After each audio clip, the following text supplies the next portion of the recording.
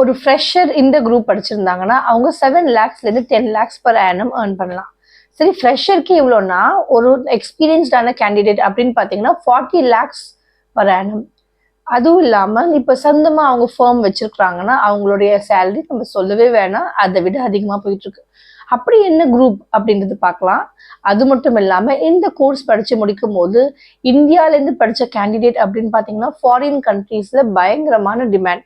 So இப்படி நம்ம மேலே மேலே மேலே சொல்லிட்டு போகலாம். அப்போ இந்த கோர்ஸ் படிக்கிறதுக்கு நம்ம நிறைய அமௌண்ட் ஸ்பெண்ட் பண்ண வேண்டியது இருக்குமானா அதுவும் கிடையாது.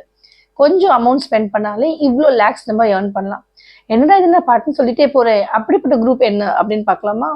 வேற இன்னும் இல்லைங்க, நம்ம இந்த குரூப்னு சொல்லிட்டு இருக்கிற குரூப் வந்து சிஏ, சார்ட்டர்ட் அக்கௌண்டன்ட். ஸோ இந்த சார்ட்டர்ட் அக்கௌண்டன்ட் படிக்கிறவங்களுக்கான கெரியர் ஸ்கோப் என்ன?